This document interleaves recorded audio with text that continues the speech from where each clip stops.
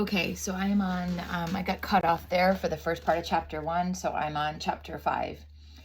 They looked like two little animals tumbling about noiselessly, never still for a moment. He knew, too, that if he had been a proper ordinary boy, he would have liked Andrea very much indeed. He was friendly and fair. Andrea's a boy, just so you remember that. He was friendly and fair, and when you pointed out that something was beautiful, he could see it was. And he did not ruin things the way Carlo and the two younger ones did. But as it was, it would be dangerous for David to be too friendly with him. He might very likely forget to take care of what he said, and then Andrea would think him odd and begin to ask questions. It was only with Maria that David felt quite at ease. She never left him, and she could always guess when anyone said something to make him uneasy. At such moments she would divert attention from him by saying something herself, or else she would answer for him, so that all he had to say was, "Yes, that's what I meant." And yet he never felt ignorant when he was with her. She wanted to know what he thought about everything, and she never seemed to think him strange. There were many things he could help her with, too, for she was not very strong. And then she was so pretty to look at, and everything about her was so gentle and delicate, that you felt you had to take care of her so that she would not come to any harm. When he wanted to listen to music, she would put the gramophone on for him, and she was always ready to go around the house with him and look at its contents and tell him about them. The things were very old, most of them, 2 or 3 or even 400 years old, and the children's father and mother had had them from their father and mother, and they in turn had had them from their father and mother. And so right back to the time the things were new. And they had always been there in one place. He could talk for hours with Maria about the people who had lived there long ago, about what they had looked like and what kind of clothes they had worn, what kind of food they had eaten and what they had thought about. Sometimes Maria would tell him about going to school, and then David would again be reminded of how different he was. For Maria did not care much about going to school, and David thought it sounded wonderful, more wonderful than anything in the world except sunshine and beauty. To think that there were people whose only work in life was to teach children the things they did not know. To be able to ask about everything you wanted to know without appearing odd and suspicious, it was quite plain that it was not one of their schools, since he gathered from Maria that the children were not told what they were to think. They learned proper things about history and the countries of the world, and they were taught to read quickly and write without making mistakes. David now began to wish he had invented a different story about himself, for his tale of a circus always on the move had led the children and their parents to believe he was familiar with many countries. If he had chosen another story, we would have been able to ask them about other countries, where they lay and what they were like. Now he dared not, and it was difficult to find out what he wanted to know from books. If only there had been books about those countries that he could have spotted at once from their titles, then he could have read all he needed to know. It was now growing chilly of an evening. It was the time of the vine harvest, time for him to hurry on his way. One day David decided to pluck up the courage and ask Maria. She had seen a map in school, and so she might perhaps remember what he wanted to know. But when it came to the point, his courage failed him. He remembered what it was like when he and the children went to bed. The children kissed their father and mother, and their father and mother kissed them, and then they patted him on the shoulder and made them laugh and called them my precious and my treasure. The parents were good with the children, and they belonged together, all of them. They were a family, and members of a family told one another things. So even if he asked Maria not to tell anyone what he asked her, she might very well forget and tell her mother or her father at the same time. It was then that he saw the globe. It stood in Andrea's room inside a cupboard. David did not know at first what it was. He saw a big ball fastened to a rod. He was curious and asked why it was fastened like that.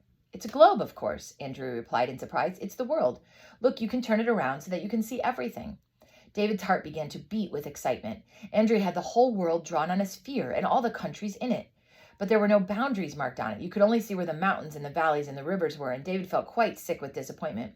But Andrea was always ready to talk whenever David wanted to discuss something. "There's Italy," he said, pointing to a long strip of land jutting out into the sea. "And there's France," added Maria, pointing in her turn. When they saw how interested David was, they continued and pointed to Spain and Germany and Austria and Switzerland and England. Oh, but they went through them so quickly, and David wondered if he could possibly remember all they told him and wished he could see how far each country stretched. "Can you see Denmark?" he asked, praying inwardly as he spoke. "God, God of the green pastures and the still waters, don't let it be a big country so that they're surprised I don't know where it is. Amen." It was quite a little patch of land, and David saw it was a long way from Italy. He could never go so far before winter set in, before they found him again. He would have to leave. David lay in his soft, warm bed and knew that he must go the next day, or at least within a day or two. The house belonged to the family, and he had no part in it. They were still all very grateful that he had rescued Maria from the fire, and he was sure they were kind, all except Carlo, that is. But something was sure to happen soon that would make them realize how different he was. The children's mother sometimes looked at him questioningly, and she no longer attempted to caress him. She would touch his hair lightly when they were going to bed, but David knew it was no longer because she wanted to. She did it only out of kindness, so that she should not make too much difference between him and her own children.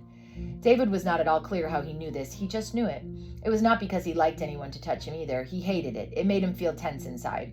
But sometimes when he saw the children and their parents touch one another, he felt a stab of pain and remembered Johannes. Perhaps he had been like everybody else to start with. Perhaps it was only when Johannes died that he became different. Johannes used to lay his hand on him, and he had not hated it and shrunk away. On the contrary, it had given him a warm, comforted feeling. But Johannes could never return, and so perhaps it was all to the good that he now hated being touched, if only because there was no one to do it. There was only Maria. David tried not to think about it, but he had to admit the truth of it. Maria sometimes touched him, and he did not hate it. She would take him by the hand when they walked side by side, and her hand was small and soft, not in the least like a boy's.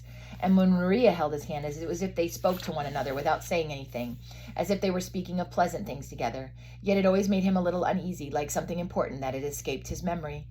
David turned over in bed. There was something he had forgotten, wasn't it? Something about Denmark, something he had been on the point of remembering the first day he was there. It had something to do with what the man had said about his having to go north till he came to Denmark, and suddenly he knew what it was. Milk. The children's parents were very good to them. They gave them everything they needed and talked a great deal about what would do them good. Every day the children were given milk and things called vitamins. David had been given them too while he'd been living in the house, and he had had milk before. Twice a week for as long as he could remember, on Tuesdays and Fridays, he had had to go across to the man's quarters, and the man had given him something white to drink. It tasted horrible, but the man told him he must drink it or else he would shoot one of the prisoners.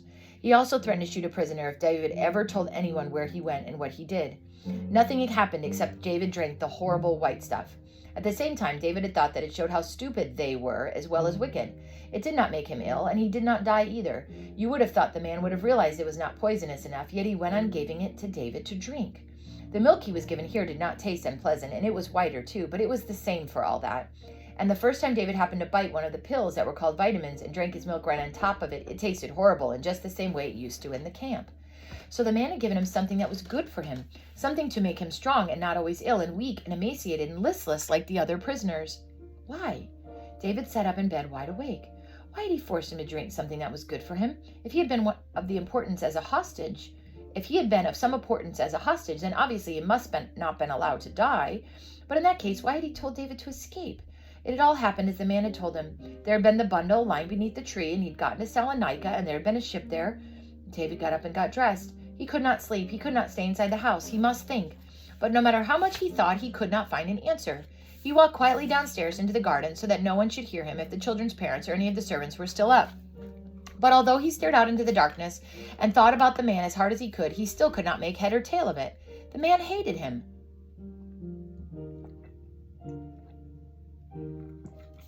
David knew all about hate, and if anything were sure, he was sure the man hated him. An important hostage would have to be kept alive, but he must not be allowed to escape, must he? If only he knew more about it. If only he knew something about Denmark. If there was a king in Denmark, then he would have to try to get there. There must be some reason why he was told to escape. For one moment, he thought he knew what it was. You could not bribe honest people, but bad people would accept bribery. They took bribes. Being bribed meant doing something you knew was forbidden just to get something for yourself. But who would bribe the man to let David escape? He was just David, a boy who had always been a prisoner, someone he stood hostage for without knowing it. But who could it be? And if he had been an important hostage, then the man would never have dared to let him escape. In that country, they were all terrified of one another, perhaps if the bribe were big enough. But if that were the answer, then they would be hunting for him everywhere, and he would have to be on his guard day and night. Must not be true. David's hands clutched his fast-beating heart. There must be a reason he could not understand. He did not want to be an important hostage, for he could not go on being as frightened as he was.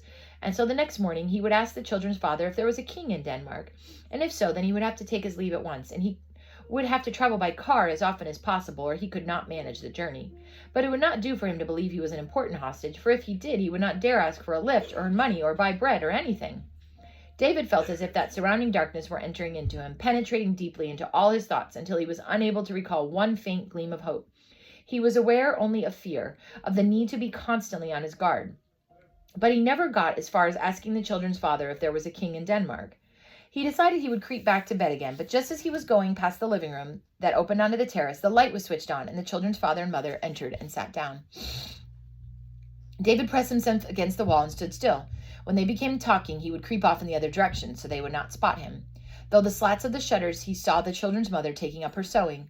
She put it down again almost at once, and turning to her husband said, "Giovanni, I think you'll have to do something about David." David moved with infinite care away from the slatted shutters. Sometimes when you were looking at people, they became aware of it. He leaned against the wall and shut his eyes. Suppose he had fallen asleep and they had surprised him there the next day. What should I do about him, Elsa? Is there something the matter with him? David would never forget what they said. He would remember every word as long as he lived.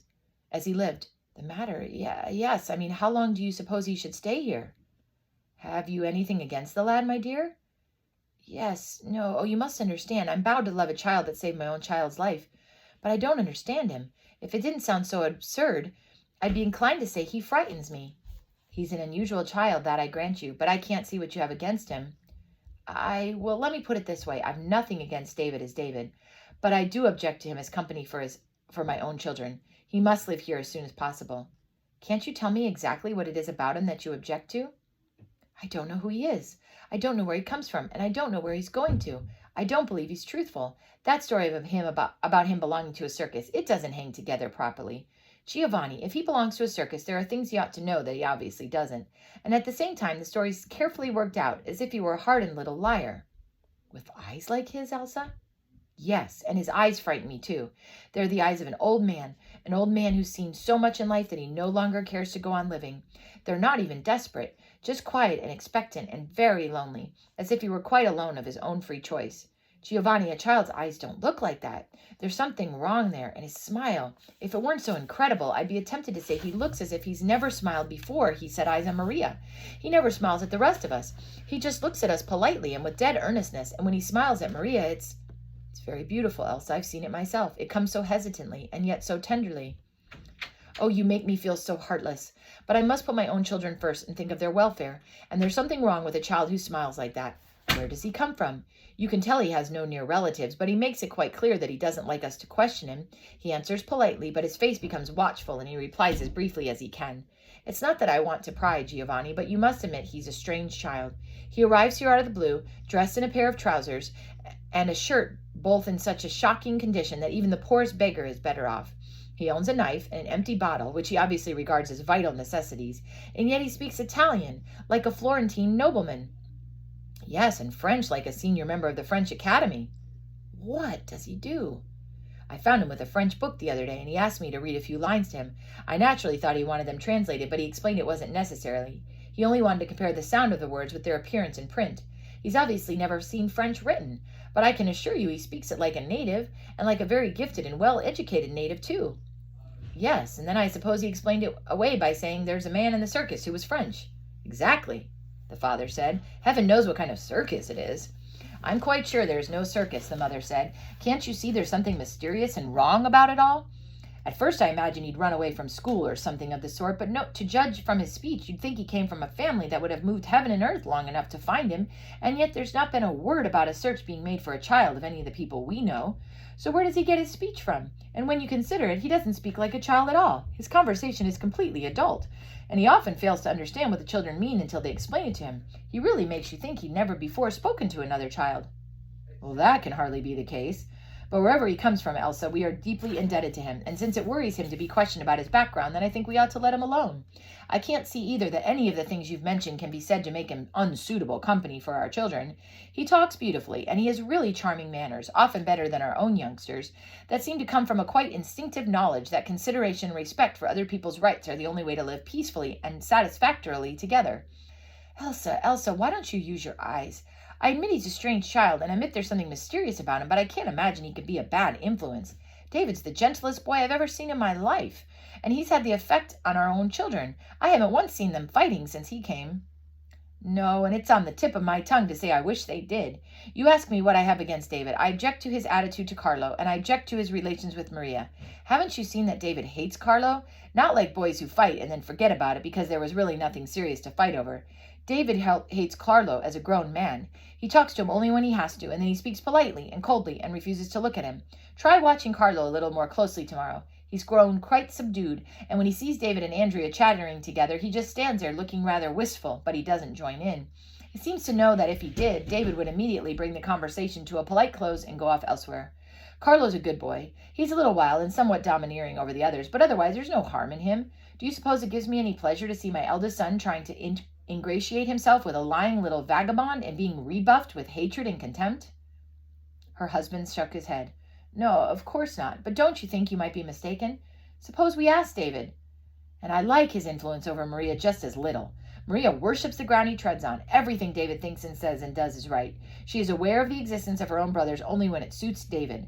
What she likes best is being alone with David. The other day she sat quite still for a whole hour listening to the gramophone with him. Mozart's Violin Concerto. What do you make of that? And Maria's about as musical as a sucking pig. Well, yes, but it can't do any harm, my dear. Little girls often admire boys a little bigger than themselves, and you must remember that it was David who rescued her from the fire. It's quite natural for her to admire him. She used to admire Carlo and Andrea as well. But not in the same way, the mother replied. She admired the two bigger boys because they were stronger and more daring. With David, it's himself that she admires. And it isn't just admiration either, it's devotion. She seems to want to know and understand everything he thinks so that she can learn to think the same way herself. Giovanni, I won't have it. I've listened to the two of them together when they didn't know I was there. With the rest of us, David is silent and reticent, but he talks to Maria because it never occurs to her to question him, except to ask him what he thinks about things. He tells her the most abominable things, about the wickedness and misery and brutality and treachery, and he's told her how you die so that it doesn't hurt. I don't know where he gets it from, and I don't care either. The boy must go. I would never have thought David had a brutal mind or an inclination toward cruelty. He hasn't, Elsa replied. He tells her about such things so she can take care of herself and so that she may know how fortunate she is. But I will not have my children listening to things of that nature. There's time enough to learn that there's wickedness in the world. I'll not have my son trying in vain to win the good graces of a lying little stranger whom we know nothing about, and I'll not have Maria's sweet childlike carefree attitude to life spoiled by a knowledge of evil she had no idea of. Children have had their own troubles. They mustn't be expected to bear the miseries and sorrows of the grown-up world. Well, since you feel so strongly about it then, but don't you think that if perhaps I spoke to the boy about it? Elsa shook her head. Do you think that anything at all that anyone could say to David would alter by one jot what he thinks? Do you think anybody in the world could stop David from being David? No, my dear, I don't think they could. And I must say I respect him for it. The lad isn't obstinate or headstrong, and he wants to learn, but he reserves the right to think for himself, and he'll not surrender his personality. And that's good. It shows strength of character. Giovanni, I'm not heartless. I really am grateful, and I'm willing to do anything for the boy but keep him here. I don't believe there's any real harm in him, and I can see that a great deal of what you say about him is right. And if he weren't a child, I should most probably like him for those very things. But I don't understand him, and I won't have him influencing my own children. Can't you find out something about him? Try to tell him we wish him well, and see if you can discover where he comes from.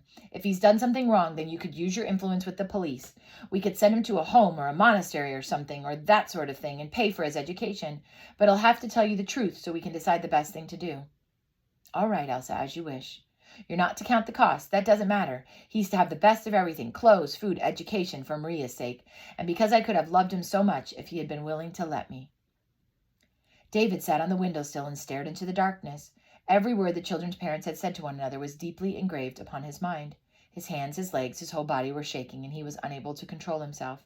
He had realized that he must go, and go soon. But the fact that danger was so near at hand was something he had not realized. And now he had been made aware of all that was amiss with him, and he knew he could never put it right. He did not really think he was so amiss, but other people obviously thought so. In the morning, the children's father would try to question him, and when he found he was getting nowhere, he would call the police. And in the belief that he could still take care of David even after they had laid their hands on him, he must leave that very night. David took his bundle out of the cupboard, together with his bottle, his knife, and his small scrap of soap, and for one moment he considered taking a larger piece of soap from the bathroom. He would like to have taken a sponge and a toothbrush as well, and a candle and some fresh matches, but then he decided not to. He would have to go in Andrea's clothes, which he was wearing, for the children's mother had never given him back his own, and she had said he might have them. But apart from the clothes that he had to keep on, he would take nothing at all with him, although she and the children's father had talked of all they were willing to give him. They were not wicked people. They had been kind to everyone, and even though they were ready to give him up now, they were acting out of ignorance, since they had no idea what would happen when they caught him again. He would have to be gone from the house before they arrived the next day, but he would write a letter so they could at least say thank you. He had the paper and the pencil he had bought. It would take a long time, and he would have to hurry so that he could be well on his way before morning, but that he could not help. David sat down and thought for a very long time, and then he wrote very slowly and very carefully. I heard everything you said. I shall go now as soon as I've finished writing. I only wanted to stay here as long as you wished me to.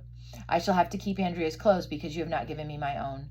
I want to thank you for letting me listen to music and read books, and because everything is so beautiful here. And thank you for the food you have given me and for letting me sleep in a bed. I want to tell you quite freely that I've never murdered anyone, and never used force.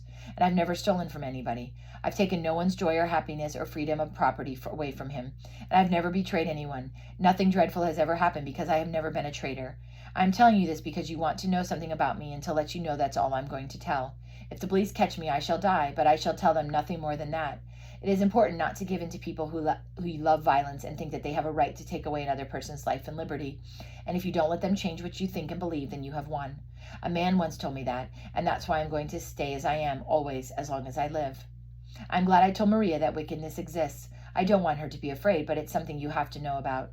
Can't you understand that children have a right to know everything that's true? If there's danger, you have to recognize it, or else you can't take care of yourself. I mean other children, those that aren't wrong and have somewhere to belong to. I'm writing because I want to say thank you for the things you have given me, and tell you of my own free will that I'm going to tell. And tell you of my own free will all that I'm going to tell. David. It had taken him a frightfully long time. David looked at the clock on the chest of drawers, and it was now 1:30 in the morning. He wanted to write something about Maria, something that would make them take great care of her, but he could not do it. He thought of so many things in connection with her, he would not bear the thought of having to go away. Suddenly, as if she had overheard his thoughts, she was standing in the doorway, and she was in her white nightdress, and her hair was loose, looking frightened. David? Shh, David whispered in alarm, and Maria came into the room, shutting the door behind her. David, I woke up so frightened. I thought you were in the fire, and I couldn't find you. I've got to go away, Maria, David said. Oh, no, David, why? David told her everything her parents had said while he was standing outside within earshot. So you see, I must go while it's still night, he concluded when she had heard everything. Fortunately, Maria never doubted that what he said was right. She made no protest. She just looked at him earnestly and said quite quietly, David, you'll come back, won't you? Even if it's not for a long time. Say you'll come back. David looked at her dumbly. How could he say that? The children's mother had called him a liar. But this was something quite different. People didn't understand that your life depended on having a good story, one that they couldn't prove wrong, and on never allowing yourself to be shaken from it. But this was different. Maria didn't belong to them, and what she was asking was a promise. Johannes had told him promises were important. A man must respect his own promises if he wanted others to respect him. So then he said, I can't say that. If I can in time come, then I will. But I don't know, and so I won't promise. But David, who's going to tell me about everything when you're gone? Ah, yes, who would look after Maria? How could he when he had to leave her? And if he did not go, they would come and take him, and so he would not be able to look after her anyway. Then David did something he had never done before. Of his own free will, he touched someone else. He laid his hands on Maria's shoulders and looked straight into her eyes, and then he said slowly, so that she could remember what he said and try to understand it. You must do it yourself, Maria. You must teach yourself about all things and look after yourself. When there's no one else to do things for you, you have to do them for yourself. You must listen carefully to people you think are good, your father and your mother, and the people that teach you things in school. Then you must think over what they say and decide how much of it you feel is right. But you must be careful, because what is right is not always what you want, and if you make a mistake, you regret it afterward. But David, I'm not clever enough. Oh, why do you have to go when I'd much rather you stayed? Will you take me with you? I'd like to, but it wouldn't be right. Your father and mother would be frightened, and you've no right to make anyone afraid. In a way, it's like using violence, and you wouldn't have a very good time either. I've often no food and nowhere to sleep. That wouldn't matter if you were there, but since you say it's wrong, then you shan't take me with you. You can't think about me, Maria, and then I shan't be quite gone. Or you can think of me, Maria, and then I shan't be quite gone. Will you think about me too? Yes. Always? Yes. David put his comb, pencil, and paper in his bundle. He had everything now. Meanwhile, Maria stood watching him, and then she said, David, wait here a moment. David stood and waited quite calmly. Maria would never give him away. A moment later, she was back, holding in her hand a little cross of gold covered with tiny little seed pearls. That's for you, David, to take with you. The cross hung on a slender chain, and she stood on tiptoe to fasten it around David's neck. Thank you, David said. Now I'm going. He put his bundle on the table, and she flung her arms around his neck, and she was soft and warm, just as she had been the day he had rescued her from the fire. We'll be able to remember now, she whispered. Yes, David replied, and for a moment they looked into one another's eyes. Maria's black eyes and sweet face that had taught him how to smile. David took her face in both his hands and kissed her. Goodbye, Maria. Goodbye, David. David went quickly, and without looking at her again, shut the door softly behind him. That's the end of chapter 5.